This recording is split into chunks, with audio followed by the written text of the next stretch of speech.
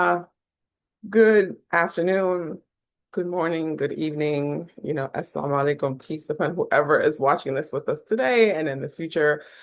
I would like to welcome you to the sixth session of the Africana Muslim and Genealogies of White Supremacy Soya Seminar for the Interdisciplinary Study of Blackness and Muslimness. The seminar is led by myself, Saad Abdul Khabir, and Professor Samar Ali and Murad Idris. The seminar focuses on the racialized figure of the Africana Muslim, i.e., Muslims from Africa and its diasporas. It aims to address the way the Africana Muslim has been hyper-visible in the theory and practice of racism since the days of Columbus, yet has been largely invisible in scholarship on critical race studies, white supremacy, and Middle East studies. The seminar brings together leading scholars, thinkers, and activists to reconceptualize the study of the African and the Muslim and recenter the Africana Muslim beyond the cracks of traditional disciplines and narratives. Our goal is to trace the intersection of race and religion in the production and reproduction of white supremacy in both theory and praxis. The seminar is supported by the Mellon Foundation and housed at our home institution, the University of Michigan, whose origins are a land grant from the Anishinaabe, including Odawa, Ojibwe, Budowatami, and Wyandotte. Our university stands, like almost all property in the United States, on lands obtained in unconscionable ways from indigenous peoples. Knowing where we are changes neither the past nor the present. However, through scholarship, pedagogy, and care, we work to create a future in which the past is thoroughly understood and the present supports human flourishing and justice while enacting an ethic of care and compassion. Today's session is our final session of this series that's been running since September of last year, The Africana Muslim and the Fierce Urgency of Now. In 1963, when Martin Luther King Jr. invoked the fierce urgency of now, he warned that, quote, there is such a thing as being too late. There is no time for apathy or complacency.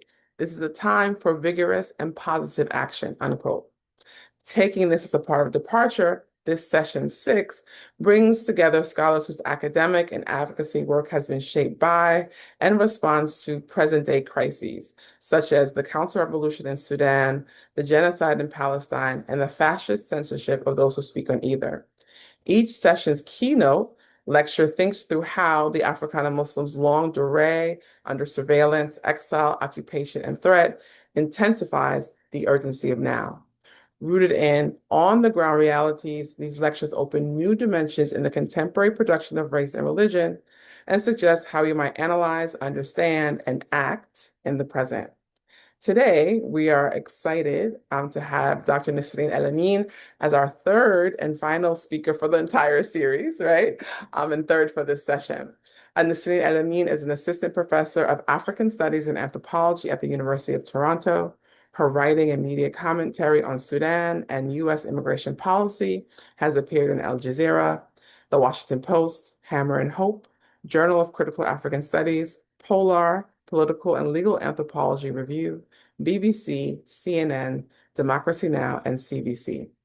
She's also a member of the Sudan Solidarity Collective based in Canada, which provides material support to civilian-led mutual aid networks and unions at the forefront of relief efforts in Sudan. She is currently writing a book tentatively titled Stratified Enclosures, Land, Gulf Capital, and Empire Making in Central Sudan. So without further ado, I turn it over to Dr. Elamin. Thank you so much for that generous introduction, Saad. I also just want to thank you and also Iman and Samir for inviting me to be part of the series and for all the labor and care that went into making it happen. I also want to thank all the attendees for taking time out of your busy lives to be here. I'm really honored to be here with you. And I'm speaking to you from the occupied indigenous lands of the Lenape in Philadelphia.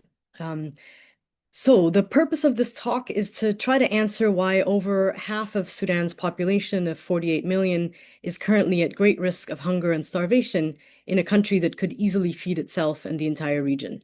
A country that has millions of acres of fertile land situated along the White and Blue Niles and over the Nubian Aquifer. War is, of course, part of the answer here. The current war has caused the world's largest humanitarian crisis and has displaced over 13 million people within and beyond Sudan's borders. But the roots of this famine really extend to the colonial legal framework that governs land and to decades of privatization policies that have undermined the livelihoods of millions of small farmers and herders. The war in Sudan, as you probably know, has received very little mainstream media attention relative to the statistics that I just mentioned. And when the media does focus on Sudan, we see images of starving Black bodies make the front page of the New York Times with no analysis of the local and external forces like the IMF, the World Bank, Canadian mining, and Gulf Arab agribusiness companies that have co-produced famine in a country once touted the breadbasket of the Middle East. And so I think this is one of the ways that this talk, which might seem a little bit sort of separate from the topic of the series, connects to the topic in the sense that I think we often see sort of Black Muslim suffering without any contextualization, without any historicization of what kind of led to it, right? And also without any form of sort of reference to resistance. So that's kind of what I'm trying to do here today. So I'm going to try to share my screen here. Hopefully everybody can see it. All right, so as you know, war is never a natural state of being. War is big business for local and international state and corporate elites, for whom the far away of wars in places like Sudan is a constructed convenience providing cover for their extractive profit-making and war crimes. And so today, I'm going to try to contextualize the current famine in Sudan by looking at how years of neoliberal restructuring of the agricultural sector and even US aid policy created the conditions for the food insecurity people are currently experiencing, which are then greatly exacerbated by the current obstruction of food aid and the use of hunger as a weapon of war by the warring parties in Sudan. I also want to challenge the idea that this all began with al-Bashir by starting with the 1984 famine. I'll also look at foreign and domestic land grabs in central Sudan, which I study, as a more recent phenomenon that has undermined people's ability to feed themselves. And then I'm going to end by highlighting some of the work of the Jazeera and Managil Farmers Alliance and others to mitigate hunger in the midst of this war. And I'll tell you a little bit about how you can support their work. So before I start the official part of this talk, I want to provide some context for this war through the lens of the trade in commodities. So here you see, the Nubian aquifer. I wanted to just show some images of how fertile Sudan is. This is a sesame field in Gadarif. This is Jabal Marra, where all kinds of fruits and vegetables are grown in Darfur. Okay, so I'll stop at this image and talk to you a little bit about the trade of commodities. So the current war started in April of 2023 between two factions of a military coup regime that grabbed power in October of 2021, attempting to crush a powerful revolution which overthrew the dictatorship of Umar al-Bashir after 30 years in power. I've described this as a multi-scalar counter-revolutionary war, as many have described it, that continues partly because of the ways local and foreign elites are fueling it to protect their financial interests. On one side of this war, we have the United Arab Emirates supporting the Rapid Support Forces with weapons in exchange for Sudanese gold, which they sell to Russia and other countries. Egypt provides critical support to the army, partly in an effort to protect its interests with regards to the Red Sea and the Grand Ethiopian Renaissance Dam. Evidence suggests that Iran, Saudi Arabia, and Turkey are also supporting the army for similar strategic and economic reasons. In 2013, the Janjaweed were turned into the Rapid Support Forces by al-Bashir as part of a coup-proofing strategy against the army. They were also legitimized by something called the Khartoum process in 2014, a process through which the European Union is externalizing its border to the region between Sudan and Libya. At the time, they funneled 200 million to the Rapid Support Forces through the former regime to militarize this border in order to stem the migration of East Africans into Europe. This Khartoum process has absurdly been revived earlier this year to prevent Sudanese refugees from reaching Sudan through Egypt and Tunisia, who are essentially getting paid by the EU to deport Sudanese refugees, as I mentioned, in the midst of the world's largest displacement crisis. My friend Mohammed Salah, who has written an excellent book on gold in Sudan, recently showed me how to track the trade of gold and other key Sudanese communities, like gum arabic and livestock, from my phone. He also showed me an image of a simple Toyota pickup truck like this one. This is not the actual image, filled with 10 kilograms of gold crossing from Darfur in Western Sudan into Libya, destined for the UAE. Much of Sudan's gold is mined artisanally, 83% of it, and its production is usually not captured through official statistics. What we do know, however, is that over 90% of Sudan's gold ends up in the UAE, right? So it's not really, as you saw, it's mostly being transported through these pickup trucks rather than through these kind of more official containers.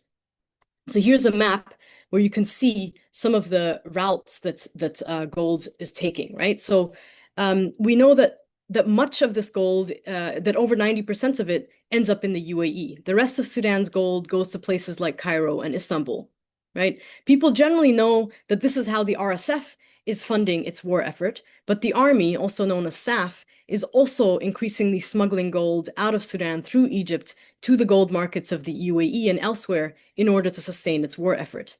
More than 1 million Sudanese are involved in artisanal mining in large open-air mining zones across 12 of Sudan's 18 states, working under extremely dangerous conditions. For the UAE, the profit margins from this gold have risen exponentially since the war began. The official numbers are that 1 kilogram costs the foreign buyer 10,000 US dollars, who then sells it at 65,000, but unofficially, the margin is actually much larger. Similarly, 1 unit of gum arabic, a commodity used in soft drinks and candy, Sudan produces about 80% of the world's gum arabic. 1 unit is sold by the Sudanese trader for $120, and by the time it arrives in the UAE, it becomes worth $5,000. If you look at the official statistics, Sudan's gum arabic exports have decreased since the war started, as you can see here, right? But curiously, gum arabic exports in countries like Kenya have risen significantly, despite the fact that they produce little gum arabic, right? Another important commodity for both warring parties is livestock. The livestock trade has boomed amidst this war. Livestock exports to Saudi Arabia officially increased by 77% in 2023, but again, unofficially, the numbers are higher. The RSF and the army both have created safe corridors for livestock traders to move thousands of often looted animals across their territories to export terminals along the Red Sea and border with Egypt, while deliberately obstructing such corridors for humanitarian aid and people fleeing violence. When the RSF besieged the agricultural Jazeera region, which is where part of my family's from, committing horrific massacres as they currently are in Darfur, they are estimated to have looted 60% of the area's 11 million livestock. As Sudanese people starve, livestock exports to Saudi Arabia and Egypt are becoming an important source of revenue for both warring parties. For Egypt in particular, the influx of Sudanese livestock has enabled the Sisi regime to keep meat prices low as they contend with growing resentment and dissent at home. Now, the reason I highlight the gold, gum arabic, and livestock trade and the absurd profit margins they've produced is because it tells us partly why and how this war is continuing to get funded by countries like the UAE and Egypt, because it has allowed them to extract and trade Sudanese commodities with much higher profit margins than before the war. And this, of course, is not new. In the 1950s, when the post-colonial state was first forming, the central government in Khartoum, who had essentially subsumed the South as a quasi-internal colony, right, what is now considered South Sudan or known as South Sudan, used cash crops like cotton to fund its repressive campaign against South Sudanese, demanding political representation, equitable resource distribution, and regional autonomy. And when the state elites waging this war against South Sudanese resistance fighters were met with resistance from cotton tenant farmers in the center, demanding better wages and a greater share of profits as world cotton prices plummeted, they responded with extreme violence, suffocating over 300 striking farmers in poorly ventilated detention cells, precisely because they were threatening capitalist labor relations that reproduce an extractive war economy that has served elite interests by any means necessary for decades. Okay, is everybody still with me? I just want to make sure. I know there's a lot of information. Okay. So I'm going to start now with the kind of official part of the talk. So I'm going to talk actually quite a bit about famine denial. In the early 1980s, a severe drought hit North Darfur, North Kordofan, and the Red Sea Hills, reducing food production by 75%. By late 1983, it was clear that parts of the country would face a devastating famine if the Sudanese government did not appeal to the international community for support. The governor of Darfur, Ahmed Direj, as you see here, wrote a letter to the Nimeri regime in November of 1983, warning of a looming famine. When the regime refused to respond, Dirij flew to Khartoum to deliver the message in person. Instead of making an appeal for food assistance from the international community, Nimeri issued an arrest warrant for Dirij, who then fled to Saudi Arabia and publicly resigned from his post as governor.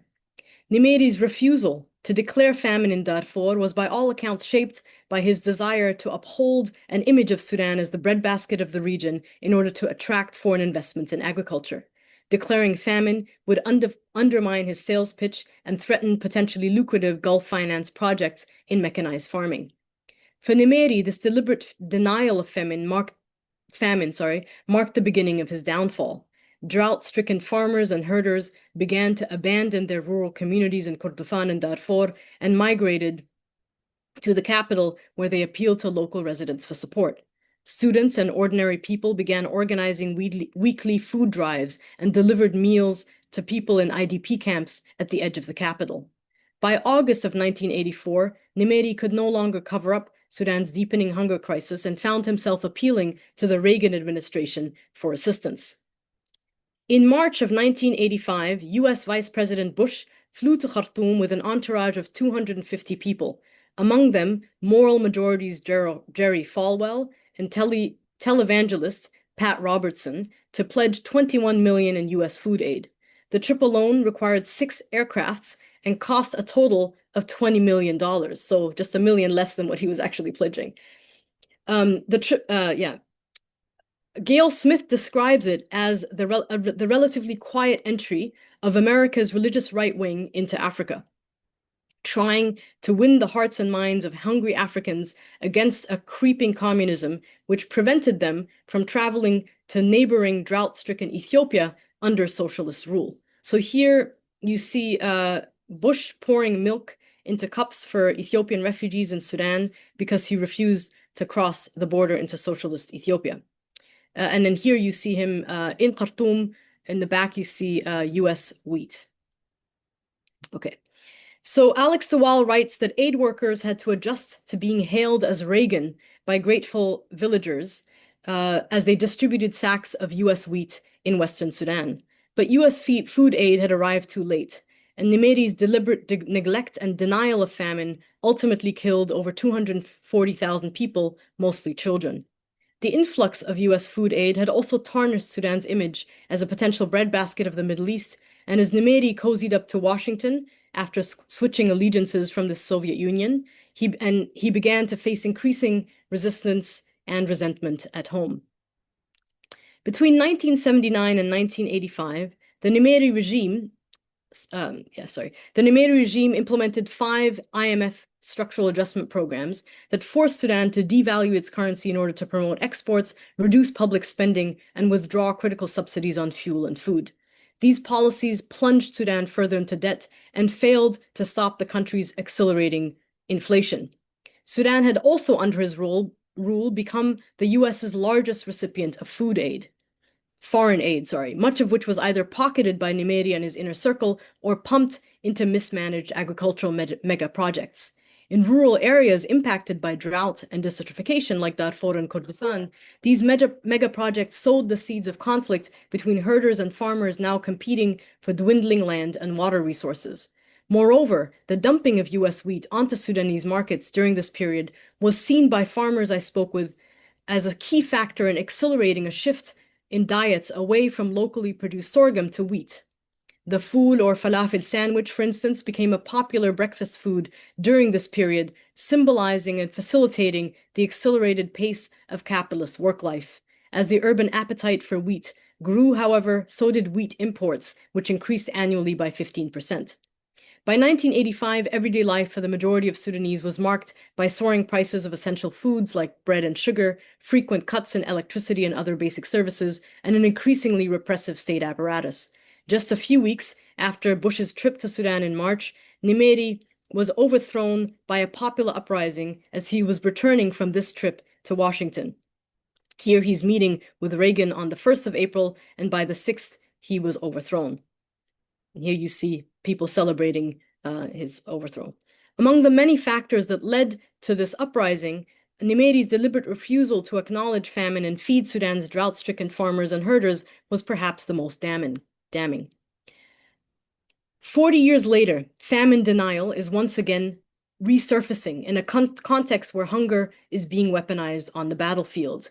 A year into this current war, on August 1st of 2024, the United Nations warned that over half of Sudan's population was facing crisis levels of hunger and declared famine in various parts of Darfur, including the Zamzam displacement camp near Al-Fashir, which is Sudan's largest IDP camp, home to over 1 million people at the time. The INGO Médecins Sans Frontières confirmed that a child was dying of hunger every 2 hours in Zamzam. The army, positioning itself as Sudan's de facto government, responded to the UN's official declaration of famine in Zamzam by categorically rejecting its description of the situation in Sudan as famine. 4 days after the UN's announcement of famine in parts of North Darfur, the army dropped bombs on Zamzam camp in an attempt to eliminate the evidence for famine. It also continued to block UN food trucks from entering Sudan at the Adre crossing with Chad, essentially leading the number of people facing emergency levels of hunger to jump from 1.7 million to 7 million.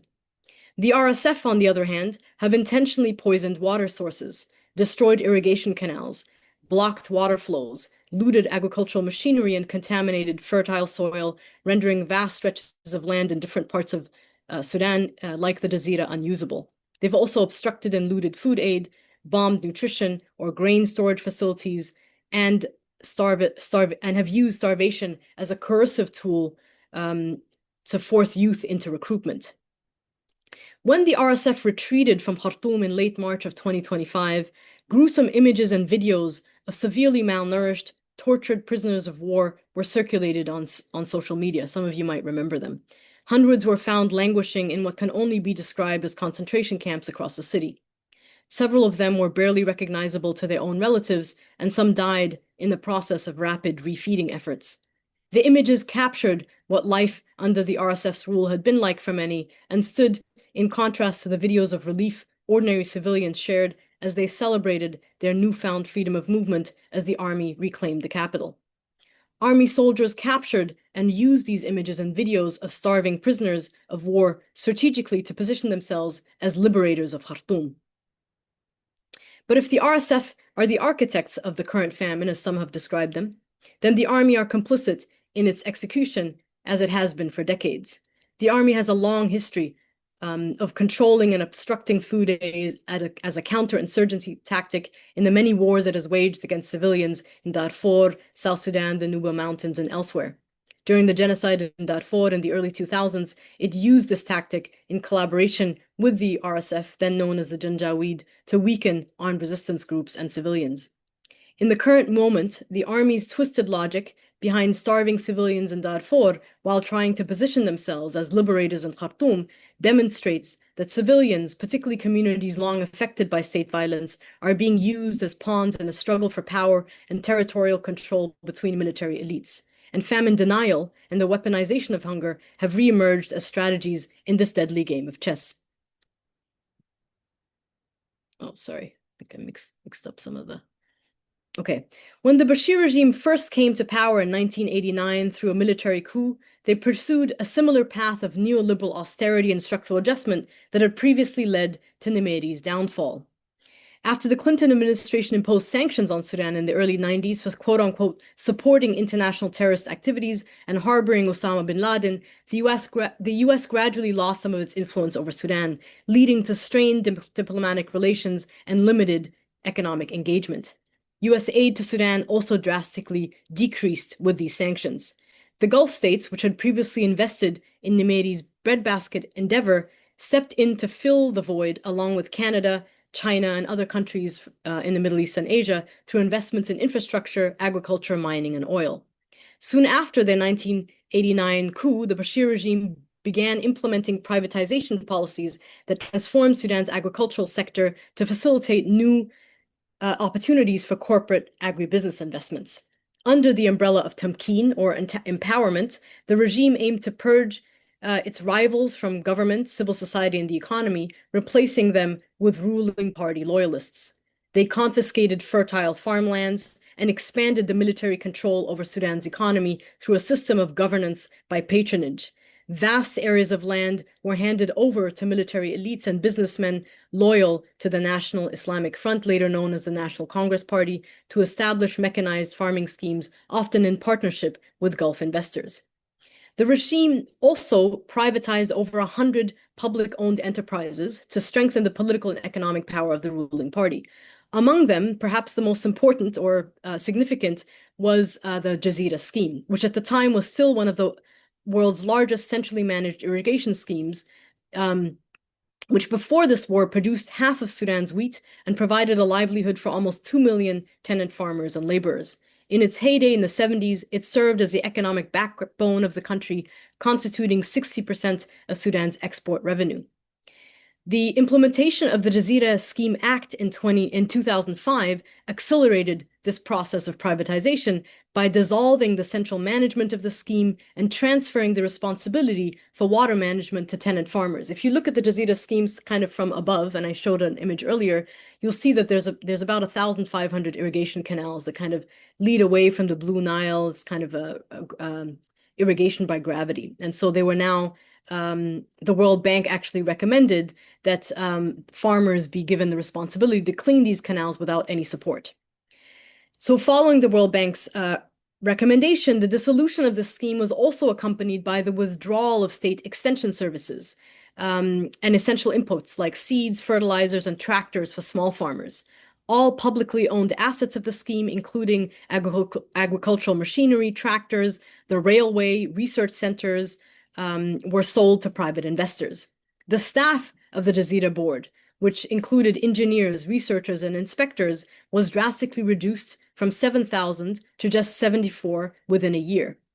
These policies drove thousands of small farmers into debt by reducing their output and yields. And this is in a country where 60 to 80% of people still rely, at least partially, on kind of rural livelihoods to make ends meet, right? The only beneficiaries were wealthy farmers who, through their membership in the ruling party affiliated farmers union, were able to borrow large sums of money from the agricultural banks to establish service-providing companies that took advantage of ordinary farmers who were left to fend for themselves after the regime abandoned them. But these farmers got organized through the Jazeera and Managil Farmers Alliance, and through a combination of civil disobedience, public education, cooperative farming, and legal advocacy, were able to help farmers hold on to their land and fend off a large-scale land grab by the state. For the Bashir regime, the mid to late 2000s was filled with uncertainty. As the decades-long war against South Sudan was coming to an end, the regime had begun a new genocidal campaign of counterinsurgency against non-Arab communities in Darfur. Attracting agribusiness investors through large-scale land leases would allow them to finance this new war and offset losses in oil revenue, 75%, that would accompany South Sudan's likely independence. The Jazeera scheme's land has always been attractive to investors because of its fertile clay soil, proximity to the Nile, system of irrigation by gravity, and readiness for cultivation. But because a significant portion of it is officially registered, the scheme has basically been off limits for large-scale investments. So instead, and of course because of the resistance that I described, so instead, state elites sold investors on the next best option. Land located on the other side of the scheme, just an hour's drive south of the capital Khartoum along the Blue Nile. And that land is mostly customary land, which the state can seize if it's deemed unproductive, according to a set of land laws that we inherited from our British colonizers. And so here you see an aerial photograph of two such farms. One is owned by a domestic investor, the Dal conglomerate, and it's called Al-Waha. And then on the other side, you can see an Emirati-owned farm called Zaid al-Khair. And it's interesting because Al-Waha is owned by somebody named Osama Dawood, who also signed, and this is actually what one of the inside of these farms look like, who also signed a $6 billion port deal right before this war. It's now, been kind of scrapped, for the UAE to establish a port 200 kilometers north of the national port, Port Sudan, with an airport and with a kind of private toll road linking this port to some of the UAE's agribusiness investments in central Sudan. And so, you see here the collaboration between state, kind of local, sorry, domestic elites and foreign elites, which is why I think it's important to not necessarily just view this as a proxy war, but as a kind of counter-revolutionary war that is meant to protect the interests of Sudanese elites and their international partners. Here you can see, I'll actually describe this in a minute, sorry.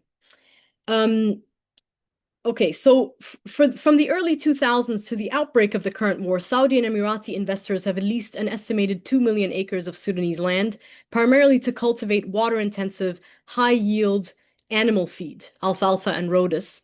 And before the war, they controlled more Sudanese land than all of Sudan's large domestic investors combined. And these crops were exported to the Gulf to support the expansion of their growing dairy and meat industries, right? These large-scale land leases to Gulf and domestic investors have undermined rural livelihoods by cutting off grazing routes and limiting access to land primarily used for cultivating sorghum and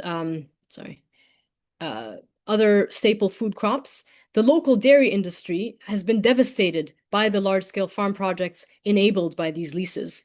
In a 2013 interview, a manager of the Al-Waha project that I described earlier revealed to me that the company's objective was to drive the local milkman who delivers raw milk to village and neighborhood stores via donkey out of business. Over the years, the local milkman's customer base has shrunk as pastoralists abandoned herding for petty trade and brickmaking or joined the lower ranks of the expanding security state.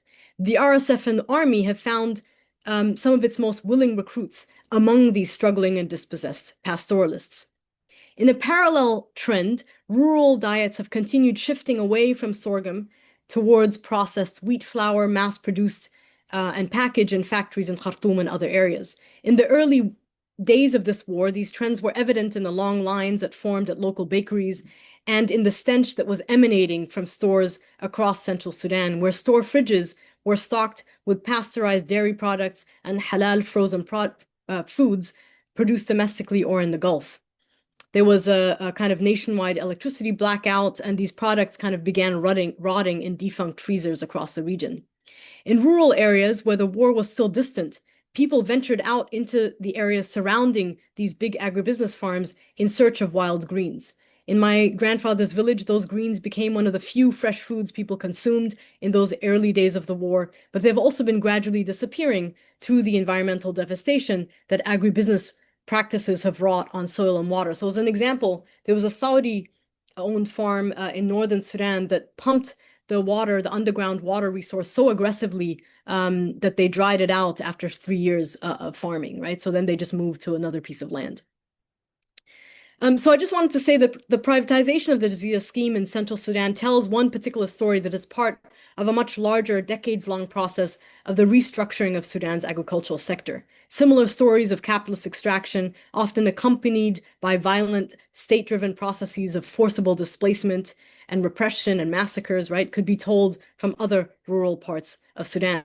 But this particular story, I think, highlights a continuity between the Nimeri and al-Bashir regimes, both of which were willing to sacrifice the livelihoods of small farmers and pastoralists to secure capital and investments, right? And really it's Sudan's vast rural population that continued to bear the brunt of capitalist extraction under both of them. While the US-led embargo on Sudan that began in the 90s isolated the country from its previous Western allies, it created an opening for Gulf capital to embed itself more deeply in Sudan's economy. In exchange for political backing and revenue streams, the Bashir regime offered incentives to Gulf investors, particularly in the farming sector, including custom exemptions for machinery and agricultural inputs, profit transfers, tax exemptions for periods as long as 10 years, no restrictions on exporting produce, and the freedom to employ foreign labor. And these incentives turned Sudan into one of the most attractive investment havens in the region, offering Gulf states fertile land and water resources at a negligible cost. Now, beyond food security, investments in land and ports, like we can see here, this is a map of kind of Emirati ports across the region, have facilitated and expanded, right, Emirati, but also Saudi control over circuits and networks of food production and distribution across the region.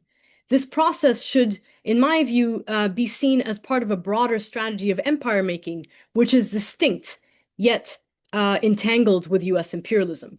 And one indication of this distinction is reflected in the ways that the US sought to thaw relations with Sudan in the aftermath of the 2021 coup, which kind of led up to this war, aiming to invest in Sudanese agriculture in direct competition with Gulf interests. Okay, so here's what I was talking about earlier, how the World Bank kind of enabled the financialization of the agricultural sector and the privatization of it. Okay, I'm going to show you a video here. Let me see. I'm just going to cue it for now, and then I'll tell you a little bit. Okay. On February 15th of 2023, exactly 2 months before the current war erupted, David Beasley, then head of the World Food Program and former Republican governor of South Carolina, posted this video on Twitter. So I'm going to have you just listen to it. What you see behind me is an amazing, beautiful wheat field here in the middle of Sudan. Well, why is this? Because we've got a food crisis around the world. Ukraine, the breadbasket of the world, feeds 400 million people, shut down. We're running out of food. We're running out of time, and we have got to solve problems in Sudan so we can maximize production. This is a country that has 210 million acres of arable land, and only 25% of it is being used. And I can assure you, we're going to have a food availability problem. But if we can get the private sector in here, working with the smallholder farmers, while we can grow the food we need, not just feed just Sudan, but actually feed the whole world. And that's what's got to happen. It's got to happen now. Okay. Yeah, so you saw that video. So invoking the discourse of terra nullius, Beasley extends an invitation here to private agribusiness investors in and beyond the US to invest in arable Sudanese land that is presumed empty, waiting to be transformed into fields of wheat. But as we all know, when investors consider land empty, it's often actually being used by herders and small farmers for rain-fed farming, etc. What appears to be an innocuous request by Beasley for the US private sector to help Sudan feed itself and the world was strategically timed to align with a set of congressional policies tied to the billion-dollar US Farm Bill, as pandemic-era food stamps were being cut for 30 million Americans. These policies would help pave the way for these investments once Sudan is released from the shackles of a 30-year US sanctions regime. At the time of Beasley's investments, Republican lawmakers proposed an overhaul of the Food for Peace program. Established in 1954, the program uses US agricultural surpluses to provide food assistance around the world through programs or organizations like the World Food Program. Today, the World for Peace program buys around $2 billion worth of American farm commodities and distributes it around the world. The disposal of these surpluses helps US agribusiness farmers keep the price of staple crops sufficiently high to derive a profit. In a 2022 meeting, as you can see here, with Republican Congressman Tracy Mann and Kansan agribusiness farmers who participate in the Food for Peace program, you see Beasley here as well in the middle, Beasley described the program as addressing famine around the world while creating new markets for our commodities and bolstering our agricultural economy. Congressman Mann also co-crafted the American Farmers Feed the World Act to ensure that all funds for non-emergency food aid are spent on US commodities. The proposal stalled under Biden, but was reintroduced last February with an added twist to move the Food for Peace program from the now defunct USAID to the more commodity-focused US Department of Agriculture, in order to provide American farmers with additional market opportunities. If passed, this new legislation will allow US agribusiness farmers to secure larger contracts to quote-unquote feed the hungry, while crucially opening up new markets for their products in food-insecure, conflict-affected regions of the world, right? Specifically, they're targeting the Horn of Africa, countries like Sudan that are currently in desperate need of food aid. Today, in the midst of war, David Beasley's invitation for the US private sector seems logistically and politically impossible. It raises questions, however, around why the Jazeera has become such a focal point in the battle between the army and the RSF, at least a couple of months ago it was, and around who might try to gain access to its land once the guns are silenced. So I'm almost done, but I just want to mention briefly USAID cuts, right? New York Times journalist Declan Walsh writes that the stark consequences of Trump's aid cuts and the dismantling of USAID are evident in few places as clearly as in Sudan. Within days, hundreds of communal kitchens were shut down, exacerbating the country's hunger crisis. The USAID cuts come on the heels of a severely underfunded UN Sudan humanitarian response plan, which as of March of this year had only received 6.2% of its required funding. The devastating impact of these cuts on Sudan reveal the structural dependency embedded within the funding streams created by USAID that have often served as a temporary band-aid for the deadly consequences of the decades-long restructuring of Sudan's agricultural sector. USAID has been Sudan's largest food donor since 2004, right? Around the same time that the Jazeera Scheme Act was co-crafted with the World Bank. The revamped Food for Peace program could extend this process of restructuring because wars often serve as pretext for state land grabs to facilitate foreign investments in mining and agriculture. Now, to be clear, people in Sudan are in desperate need of international food aid at the moment as they struggle to survive this war. But linking this aid to opening new markets for US and other agribusiness investors will almost certainly cause more hunger and food insecurity in the future. In light of US aid cuts and a dismal international aid response, millions of Sudanese are increasingly relying on each other to survive. The Trump administration's cuts have exposed how the current relief effort on the ground is largely being sustained by Sudan's emergency response rooms, grassroots, neighborhood-based mutual aid collectives run by volunteers across the country, but also other groups, right? Collectives that emerge from the structure of the resistance committees that were the backbone of the December Revolution. In the absence of an adequate international aid response and civilian states, they are leading food and medicine distribution efforts, organizing communal kitchens, coordinating evacuations and protection activities, setting up ad hoc emergency clinics, rape crisis centers, and women response rooms. They're also converting defunct schools into shelters, repairing and restoring public services such as water and electricity, and retrieving and burying dead bodies. Over the last 2 years, the communal kitchens have fed millions across Sudan with minimal resources or overhead. Many of these kitchens are now shutting down due to lack of external sources of funding. Some emergency response rooms are beginning to partner with Sudan's farmers to address the deepening food crisis. In January of 2025, the Jazeera and Managil Farmers Alliance, which I described earlier, launched a We Must Plant campaign, distributing vegetable seeds to over 2,400 families in central Sudan as the RSF was retreating from the area. Just weeks after the RSF committed massacres on the land, people began to grow food for nourishment and recovery on it. And here you can see this is kind of some of the farming that is happening inside people's compounds, right? Families across the Jazeera are now growing subsistence food within their compounds and created entire iftars with the food they grew and bartered with each other this past Ramadan. In one community of agricultural workers, people planted vegetables like okra, as you can see here, and greens on the land encompassed by a local school and bought school supplies with the excess produce they sold. The We Must Plant campaign is allowing people to feed one another while reducing their dependency on food aid. If the campaign is scaled up, it has the potential to feed people in other parts of the country as well. In Darfur, agricultural emergency response rooms have emerged doing very similar work. Beyond the immediate benefit of feeding people, the Farmers Alliance and others are enabling Sudanese farmers to remain on or return to their land at a time when the risk and potential of foreign and domestic land grabs is high, particularly once the guns are silenced. This campaign builds on a long history of organized resistance led by farmers against the extractive violence of colonial and post-colonial state elites and their international partners. In the Jazeera, farmers and agricultural workers have been organizing against the impact of the 2005 Act for two decades now, as they build towards a food sovereign future.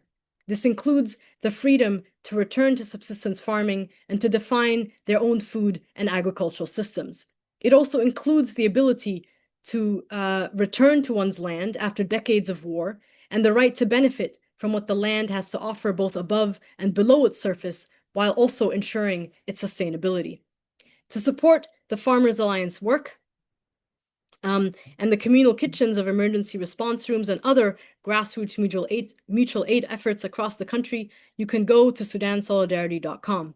Through your solidarity, we've managed to raise over $800,000 from mostly small monthly donors, with no overhead costs beside transfer fees. And so even $10 can go a very long way. I also want to encourage you to join our Workshops for Sudan, which is modeled after Workshops for Gaza. And with their support, we've had really great ones with people like Ruthie Gilmore, William C. Anderson, but also poets Safiya Al-Hilu and Jamaica Osorio. So you can just go to our website to find out more.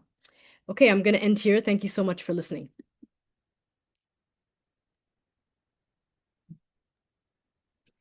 Thank you. Thank you so much, Nisrin, for that was such a clear, lucid, brilliant talk.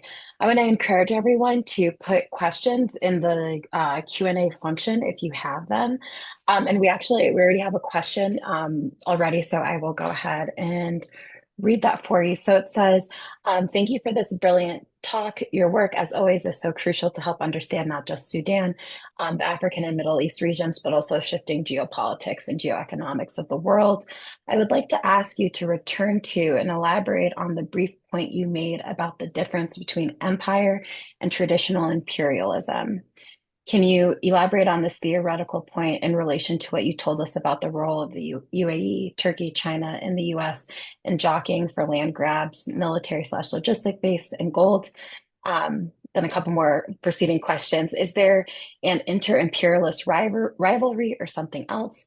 Does it represent part of what some are calling the new multipolarity or something else? And how should movements you crucially highlight in Sudan respond to the presence of so many outside influences in their country? Thank you, Yusuf, for that great question. I actually don't know if I can answer it fully because it's something I'm still trying to work through.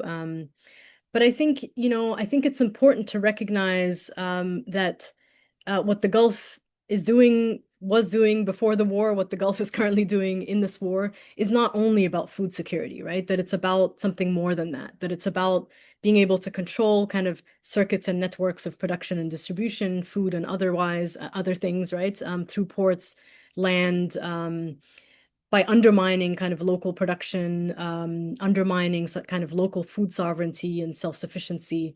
And I think, I would describe it as a kind of emerging form of empire making that is very much entangled with and dependent on kind of US empire, but also separate in its own way. And I think we've seen in Sudan, because of the kind of decades of isolation, right, because of the US sanctions regime, that the US actually doesn't play the same kind of role that it did before this regime, like the former regime, came to power, right? And so the Gulf has, as a result, been able to take a kind of much larger role. And I think part of what we're seeing is that their intent, I think, is far beyond food security.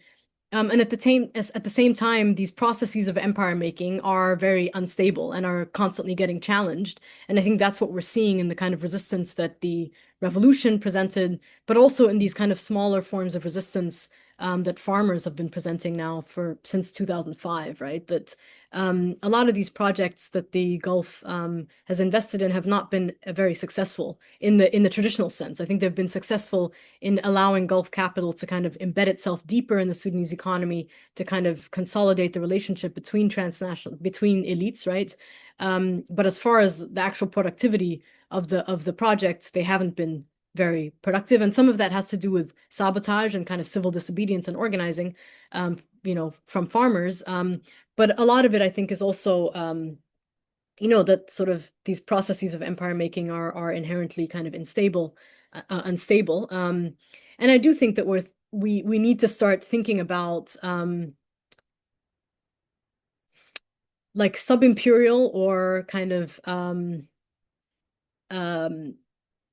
emerging imperial or empire making processes, even if those states aren't capable without kind of US support, US empire, to establish themselves fully. I think that is still something we need to be contending with, because that's what Sudan is showing us to some degree. Yeah. Thank you for that, Nisrin. Suad, you have a question? Yes, yeah, thank you for the talk. It was, I mean, I feel like there's so many things that you made me think of, but um and just how important it is. And I think there's a complexity to what you offer that I think you opened your talk saying how, people think about Black Muslim people, African Muslim people, like things are happening to them and there's no context, right? And it's just kind of like, oh, we've seen this before, like these starving children, this war, war is happening, this kind of thing. And the kind of reality of all the kind of multiple parties that are actually really engaged in creating sort of this reality, this kind of, sort of really a human, sort of man-made reality. And it made me think too about a point you made about my question is about proxy versus counter-revolutionary because I was thinking about that famous quote we've heard recently by the professor Ruha Benjamin about how like Black faces in high places won't save you, right?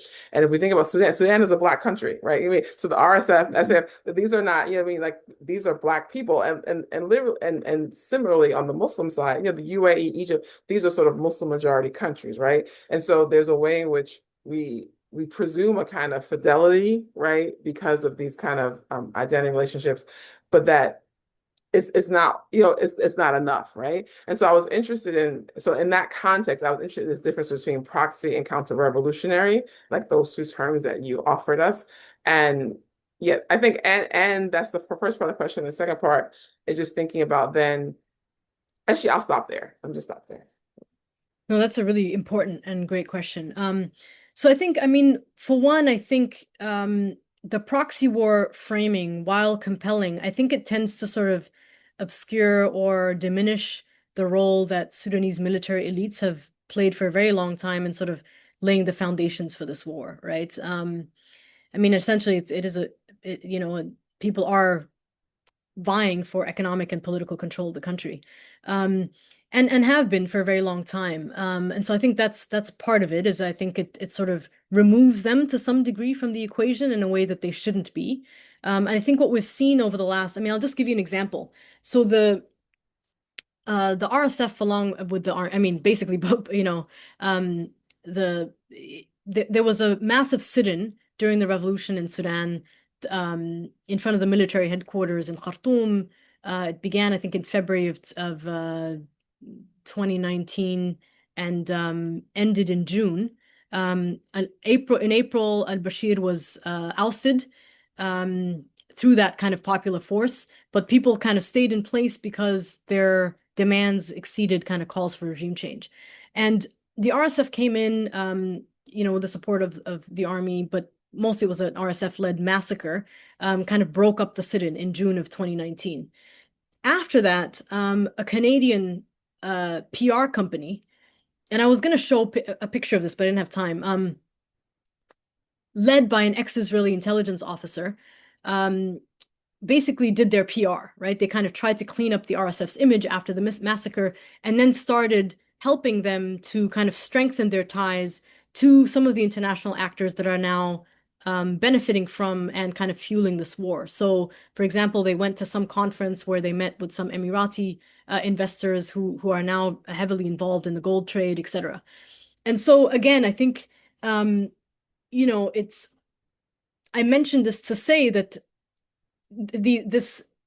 there is a kind of consolidation, I think, of a transnational elite, right, which we could map across the world for many wars, right, including the genocide in Gaza, where we can see the kind of, the same Emirati family that is investing in surveillance equipment that is being used in Gaza is also, contracting Colombian mercenaries to, operate in Sudan.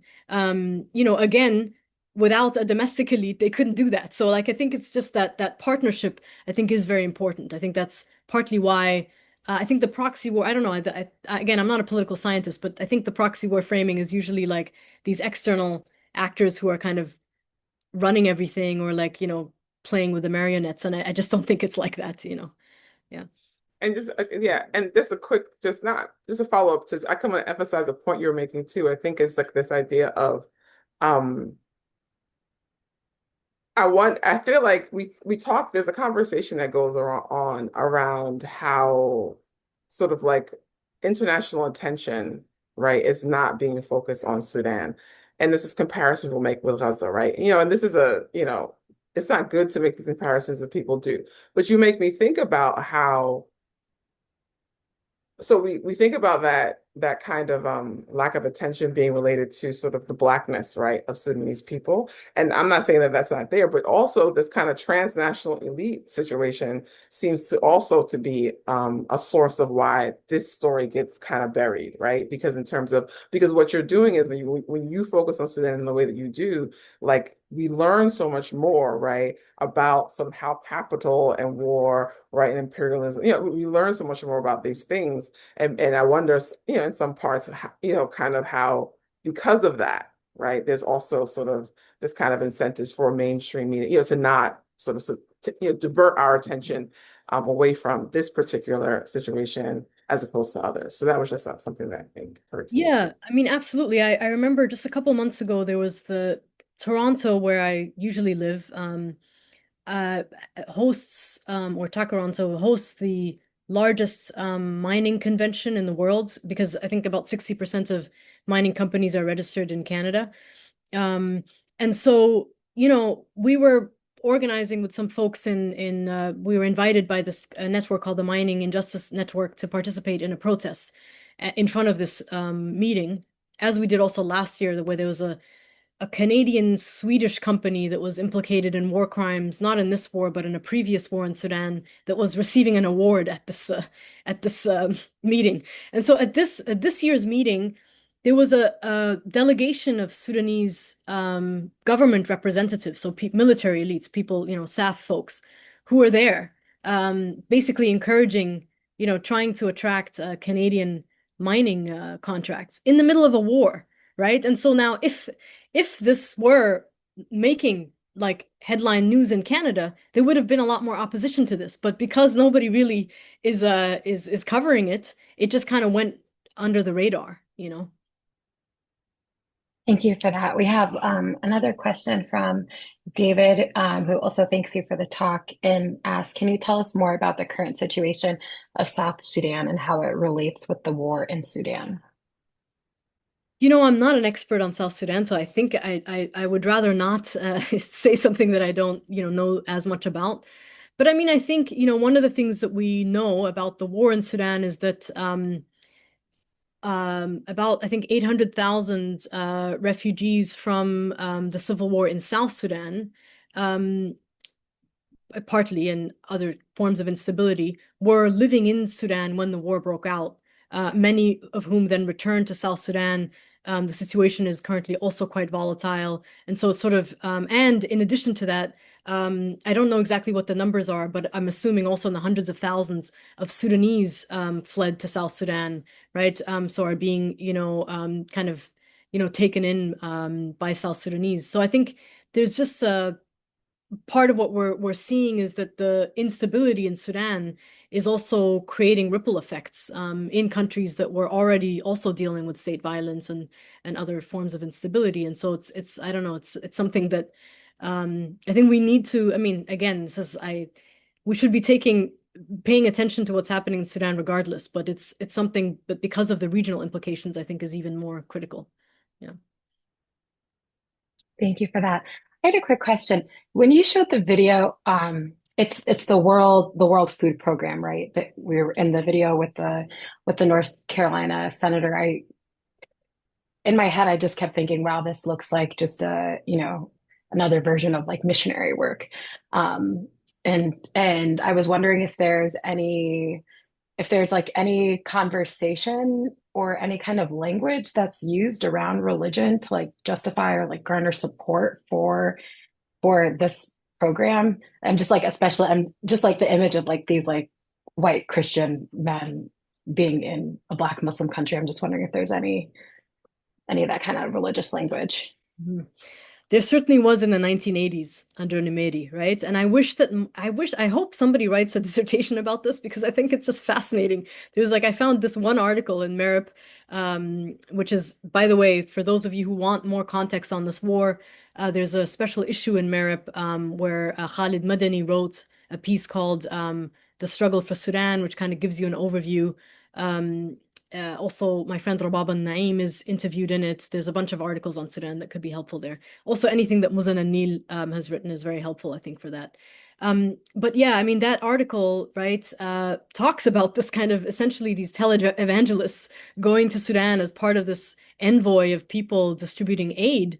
And that the whole trip itself costs almost as much as the food aid that they were pledging. It was only like a 5-day trip, and it was across the Sahel.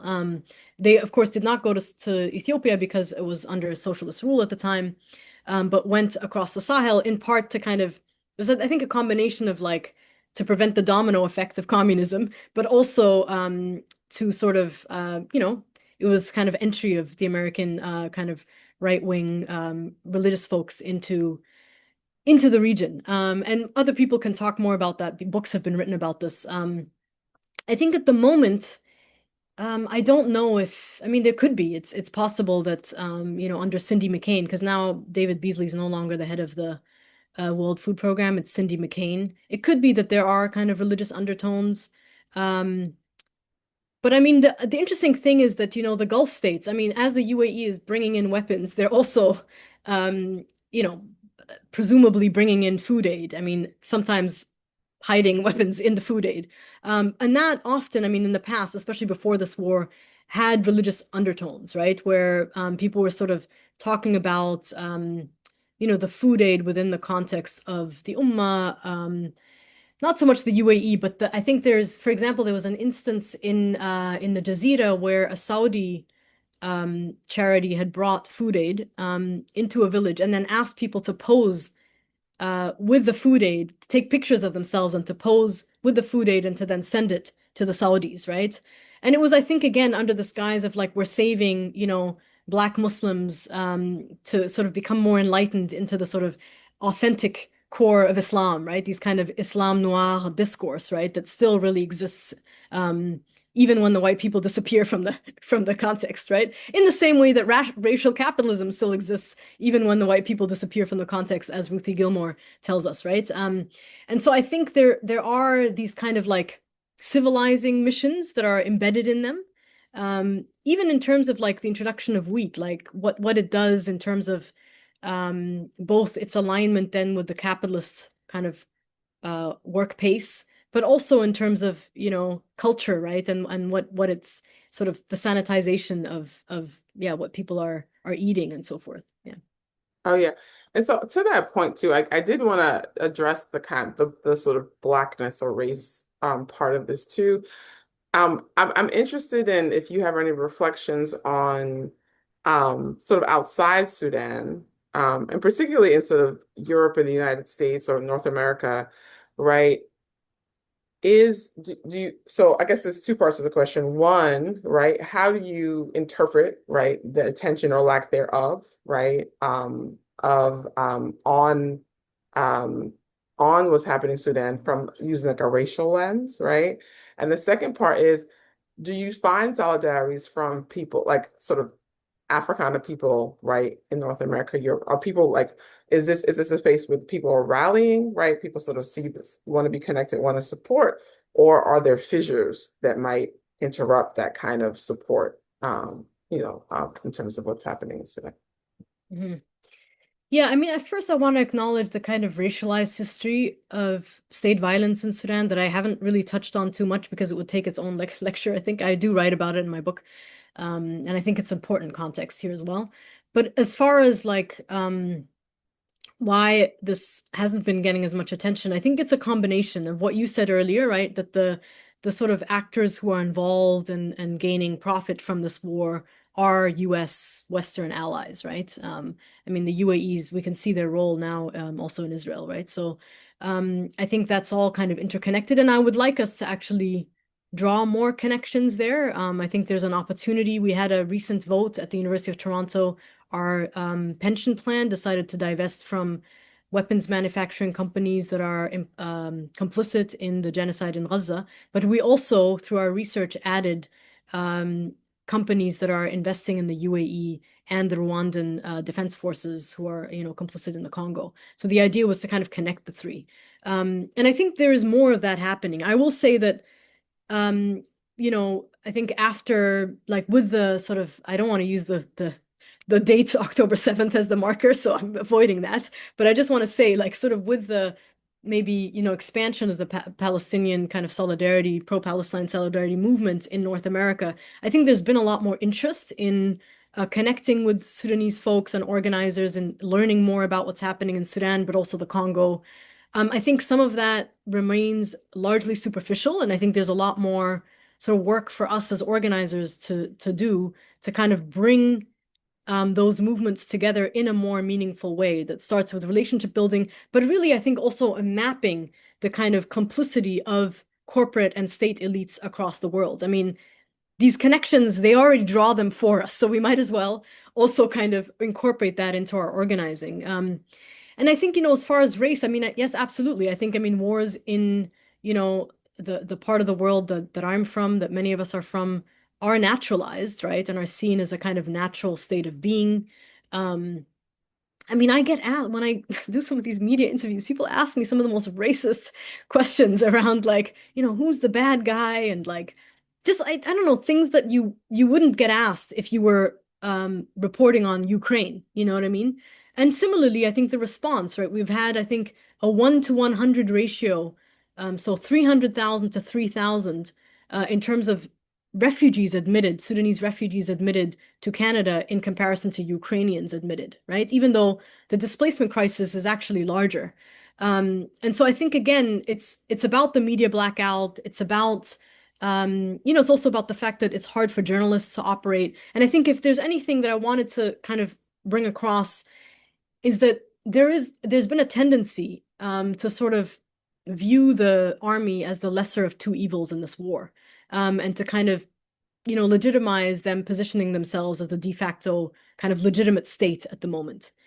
And I think that's very dangerous. I think it brings us back to the revolution when people were warning against this. And we're seeing now in the capital, for example, where the emergency response rooms that we support through the Sudan Solidarity Collective, they're, being criminalized, and they're being told that if they don't register, they can get imprisoned, and they're being targeted, right? And so, again, I think that's because these civilians who are essentially running an entire state in the entire country, sorry, in the absence of a state, are being seen as the largest threat to the legitimacy of continued military rule. But of course, for the external actors, military rule is necessary to sustain their interests, right? You can't just grab millions of acres of land from people that are using it, right, without a kind of, a repressive state that crushes dissent. I mean, you can, but I'm just saying, like, that's kind of the logic here. And so I think, yeah, there's just a combination of kind of factors, and it's really, and to some degree, I also want to say that I don't think that more attention, like if we think about Gaza, Gaza has gotten attention, but it's been terrible attention in many ways, right? It's undermined and normalized a genocide that is unfolding before our eyes. And so I think, to me, it's not only about more attention, but it's about the right kind of attention. Like, I want people to, in terms of people to people solidarity, to recognize, like, the work that the Farmers Alliance is doing is incredible. And it could be a model for many other parts of the country and region. And it should be supported. And it doesn't, the campaign that they've launched that has reached thousands of farmers only costs about $40,000. We're not talking about huge amounts of money here. So it also kind of reveals the sort of coloniality of the international development and aid complex in many ways, right? Thank you so much, Nisrin, for your generosity in answering all of our questions. I'm going to go ahead and pass it to Swat to close us out.